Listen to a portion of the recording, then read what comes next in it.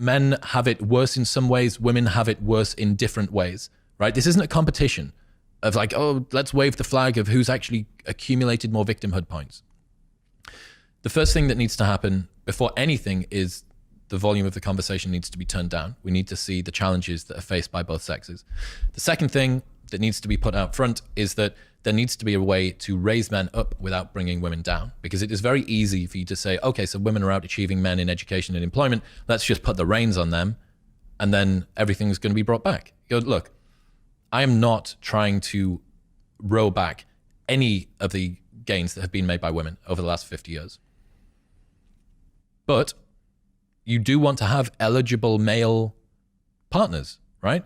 If the thermodynamics of attraction include the fact that women tend to want to date across and up in terms of status, employment, and education, you need to do something, right?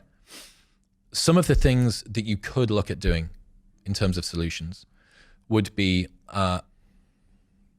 redshirting boys, so starting boys in school 1 year later. This is something that was put forward by Richard Reeves. The reason for this is that boys tend to mature less quickly than girls.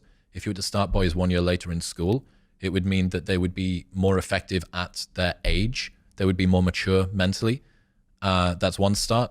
Another one that I think is probably more controversial, but would make a big impact, would be to stop derogating motherhood, right? To start pedestalizing motherhood again. There is a huge movement in certain corners of women's advice that any woman who decides to become a mother is essentially a second-class citizen. I don't think that that's true. I don't think that a woman that chooses to become a mother is a second-class citizen. But women often fear becoming just a mother, right? Or just a wife, or at worst, a domestic prostitute. And they flee from this specter of family life into the open arms of a corporate employer. And laughably, we call this process freedom. How can it be that the thing that most of us are grateful for, a great mother in our life, has now been derogated as some sort of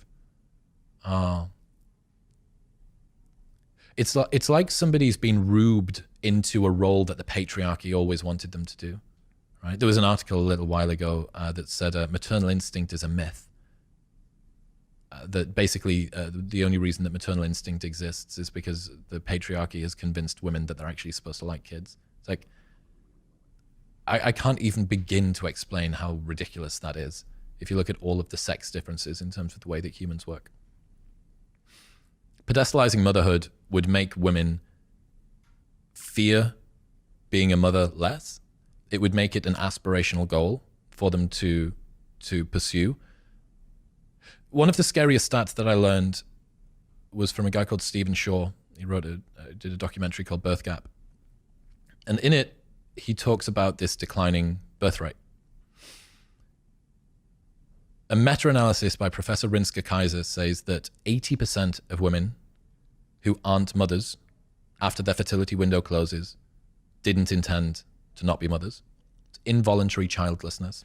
Around about 10% of women are physiologically incapable of having kids. Very unfortunate. Around about 10% of women intended to not have children, which leaves a whopping 4 out of 5 non-mother women who didn't intend to not be mothers. And these women have support groups where they come together to grieve for families that they never had. And it breaks their hearts that they weren't able to find the right partner in time before their fertility window closed. And Professor Kaiser talks about the pain that these women feel. And Stephen Shaw's been to these support groups, that women who thought that they had more time, that struggled to find a partner in time, they grieve for families that they never had. And that sentence just, it makes me feel so upset. Like, it's so painful to hear the prospect of a woman that wanted to have a family and couldn't. It's very difficult. So there's two solutions there that you've kind of offered up as potential solutions to that. Does that alone fix the other side of the coin, which is the huge quantity of men that are avoiding relationships, intimacy, women altogether? Not particularly. Raising men up somehow would be great. But I mean, where we begin with that, I don't know. I think men are heavily checked out of education and employment. Men have been retreating from the US labor force market by 0.1% per year since 1950. 87% in 1950, it's about 67% now. By 2050 or 2040 or 2050, it'll be 65%.